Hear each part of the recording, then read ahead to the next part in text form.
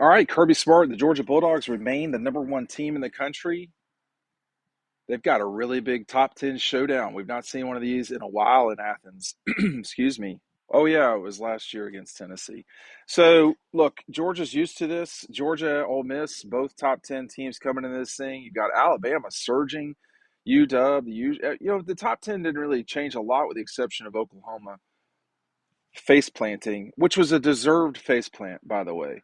They earned that.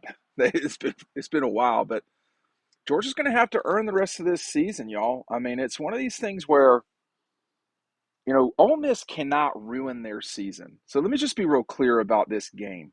The Missouri game was more important. It just was, and why? Had Missouri won that game, they control everything. And I'll be honest, I don't think I know they're probably not. They're not losing to Florida. I don't think they're probably not losing to Tennessee at home, Missouri. But we'll see. I mean, we'll just see how that goes.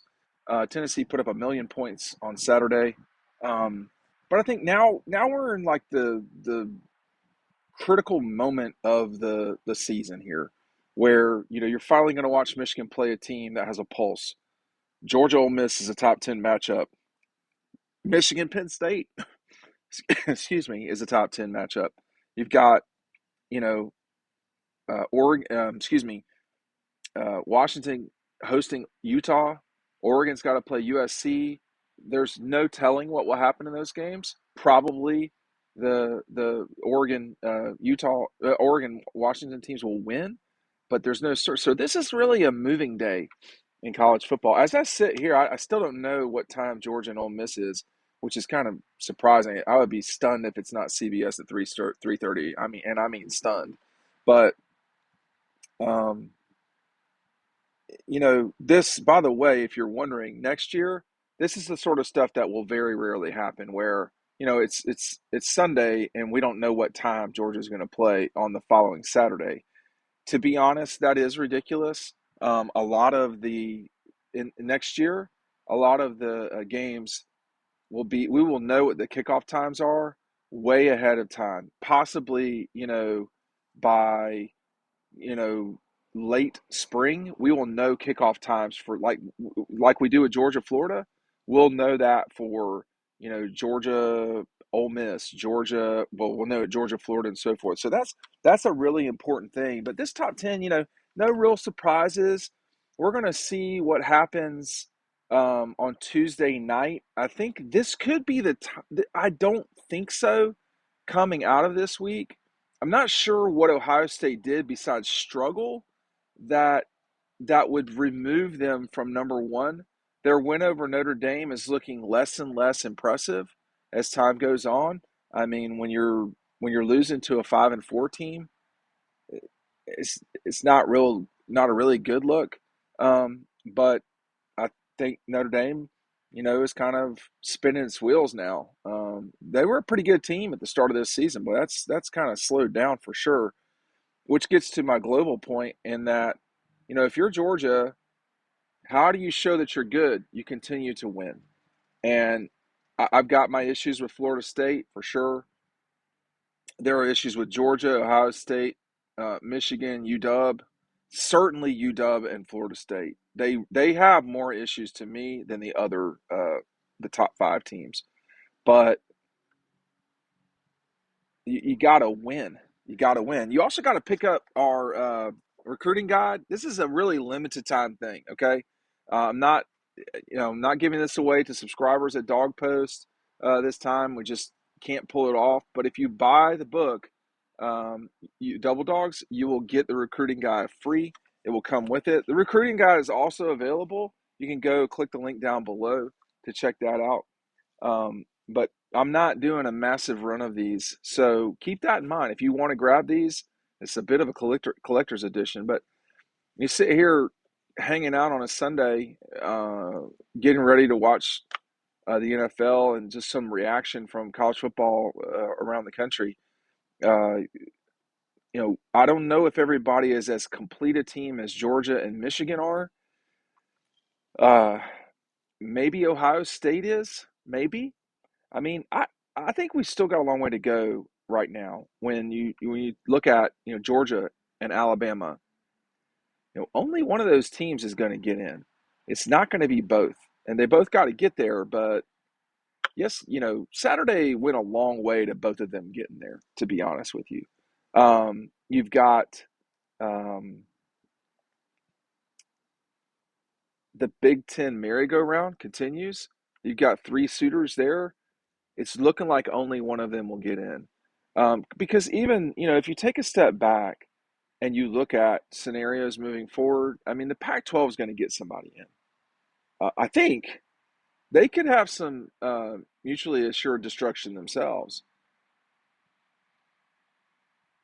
The Big 12 is in real trouble. And the ACC's really only hope, as Princess Leia would put it, is Florida State. That's it. I do want to point out our friends at EcoPoly have given me this rocker. They're actually doing a raffle for it. The details for that are down below. 20-year warranty. Uh, you can leave these outside. They are easy to clean. Made in the heart of Georgia, down in Eastman, which is Dodge County. So please check them out. They've been great friends of ours during this journey. Excuse me, during this journey in college football of 2023, and we've got a long way to go. Why not be comfortable while you're while you're doing it? And that's what I am right now, hanging out in there. It's just really well made furniture. I was talking about going to the hardware store the other day, and how much more comfortable these were than so many of the other excuse me seats that I was in. But I I think as we get ready for another important Saturday, the window. I don't know what the night games are going to be because of CBS holding everything up, but you're probably looking at a big game on Fox at noon, which we know that Michigan Penn State, and then you've got Georgia Ole Miss at 3:30. I'm not sure what the night game is. You also have Alabama Kentucky now. I don't think I don't think Alabama's losing to Kentucky. I will be taking Kentucky on the points. And there's a couple of reasons why. They are sort of Alabama or Georgia light. And Alabama's coming off that emotional win over LSU. And it's up in the Commonwealth. So that's why I'll take the Cats. But when you look at this coming weekend, it's really, and you got Florida State, Miami as well, a game that, Miami is just not good. And, you know, when you're losing to Georgia Tech, when you're losing to Clemson, when you're losing to NC State, you're just not a good team. So that's all there is to it. If you have three losses or more in the ACC, you are trash. You're just not a good team. You're not a serious team. Okay, that's not something that should be taken seriously. But Georgia's going to have to take the Rebels seriously for sure. I like to poke fun at Lane Kiffin because, well, there's just so many reasons why it's so easy in many ways. Um, I look forward to this week of banter from him. He he may or may not. I don't think he's ever played Kirby as a head coach, so he may have some tricks up his hoodie. We'll just have to see. But Ole Miss has got some defensive issues. Pete Golding and company are gonna have to figure out. Um, you know, the Rebels, they have been explosive on offense for a long time. Uh, we're just going to have to see if they. I think for me with this game, you know, excuse me, I'll talk about it a little bit more over time. But the reason I like Georgia in this game is, can you do it for 60 minutes against Georgia? Most teams cannot. We saw that last night with Missouri. Teams just they can't do it, and it's not their fault. It's just what it is. And last night Missouri, two fourth quarter turnovers. I mean, those are terminal. Those are just terminal, situations. You've got South Carolina from earlier in the year coming into Athens, getting up 10. They were up 10 at the half. It doesn't mean that Georgia. Georgia's been behind in like four SEC games this season, and it doesn't seem to bother them. I mean, South Carolina, Auburn, uh, Vanderbilt, and um, last night. or well, yesterday, whatever you want to call it. But and then they of course, and they throttled Kentucky and Florida. So maybe it's just that you don't want them to score first. If Georgia scores first, you're just done. But you've got to survive at least to the half. Florida could not do that. Uh, really, Vanderbilt could not do that. And Kentucky certainly could not. Florida and Kentucky certainly could not. Missouri did. I mean, Missouri hung in there.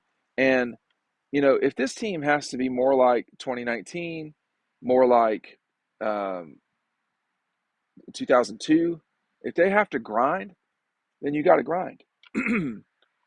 It's just what it is. And there's just, that's okay too. Because if there's anybody built to grind, it's Georgia right now. Um, Ohio State looks like they can grind too, and I think Michigan can as well. Florida State, I don't know. Oklahoma, Texas, you know, they're waiting to lose those teams because of the mistakes. And Notre Dame, just way too many mistakes.